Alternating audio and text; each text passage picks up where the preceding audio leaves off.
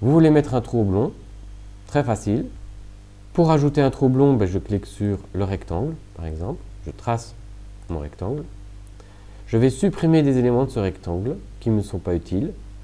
On va donc aller dans Suppression, désigner, faire un zoom, la droite inférieure, la droite supérieure. Vous voyez que le parallélisme est resté entre les deux droites, ça m'intéresse. Et je vais tracer des arcs de cercle pour relier les deux droites. Je donne donc les deux points, je tire, et il ne suffit plus que de mettre une tangence. Je fais la même chose en haut, là et là, je tire.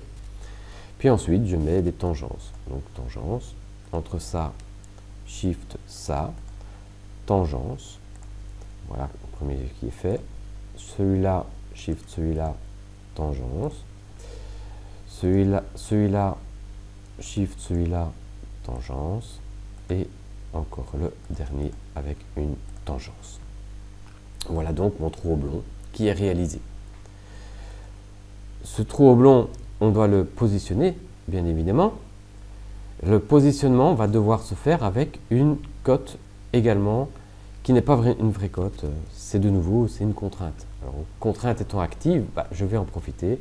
Je vais donc mettre le centre, par exemple, du trou oblong qui est ici, par rapport Shift à cette droite-là, et je vais demander de mettre une contrainte de distance. Voilà. Et je vais mettre une valeur bien spécifique.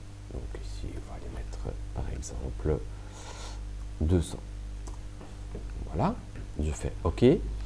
Je vais le mettre à une certaine hauteur. Donc c'est le même problème. Je prends par exemple le même point. Shift, je m'assure que j'ai bien pris mon entité et pas l'axe. Clac. Un clic droit. Une distance. Il a compris que c'était de la verticalité. Et donc, je vais aller mettre là, par exemple, 50. Voilà, je fais OK. Je vais définir une longueur à ce trou oblong. La longueur, c'est une cote de dimension. Donc, je vais désigner, par exemple, ce trait-là. Et je vais le mettre à 150. Voilà, je fais OK. Un trou simple, même technique. Donc, si vous avez un trou simple à mettre, vous mettez votre trou. Voilà, c'est un cercle. Et de nouveau, vous allez mettre des positionnements, donc c'est des contraintes. Je désigne le centre, une entité avec un Shift, clic droit, distance, et je le mets à une hauteur. Ici, je veux qu'il soit au centre, par exemple, donc je vais le mettre à 100. OK. Et je vais le mettre dans l'autre sens, à une certaine distance du bord Shift qui est là, donc distance, voilà. Et là, je vais mettre une distance de, par exemple, 250. Voilà. Et je fais OK. Voilà. Nous avons ainsi positionné, dimensionné tous nos profils. Pour acter notre contour, il suffit d'appuyer sur le petit V ici, appliquer le sketch. Si tout s'est bien passé et que vous avez bien fermé le contour, il vous montre par une croix noire sur le modèle qu'il a repéré une face.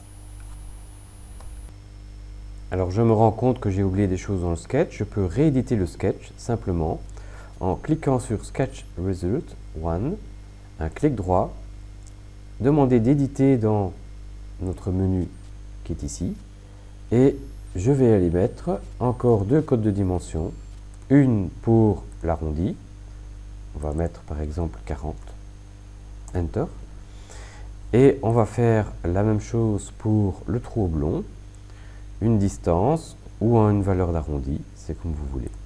On va mettre une valeur d'arrondi, voilà, et on va mettre 20. OK.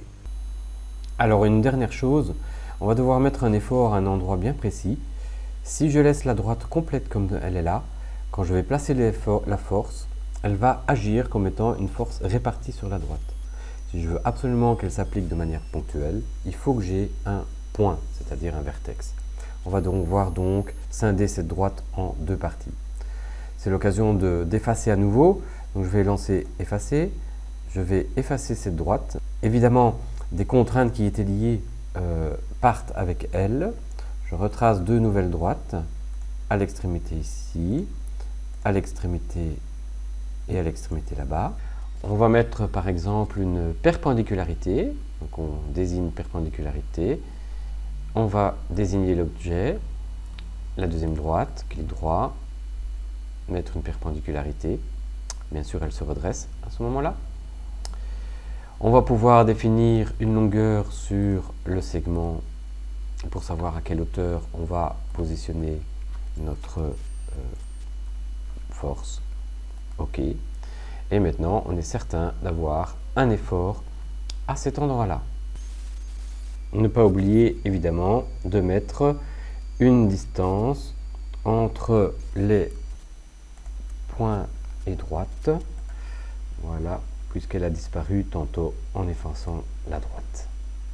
Il a gardé la dimension, donc on l'accepte. Si vous ressortez, tout est bien défini si on voit de nouveau la croix.